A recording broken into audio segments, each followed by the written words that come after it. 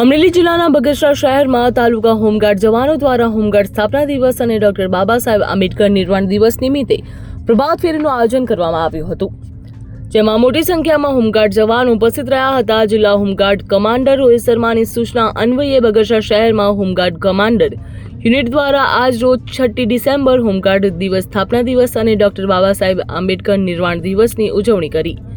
તેના ભાગરૂપે શહેરમાં વિવિધ માર્ગો ઉપર પ્રભાત ફેરીનું આયોજન કરાયું। મોટી સંખ્યામાં હોમગાર્ડ જવાનોની ઉપસ્થિતિમાં પ્રભાત ફેરી એસટી બસ સ્ટેશન રોડ તેમજ નટવરનગર રોડ સહિત વિવિધ માર્ગો પર પસાર થઈ। આ સાથે સાથે એસટી બસ સ્ટેશન પાસે ડોક્ટર બાબા સાહેબ આંબેડકરની પ્રતિમાને પુષ્પાંજલિ અર્પણ કરી વંદના કર્યા હતા અને મીણબત્તી પ્રગટાવી હતી।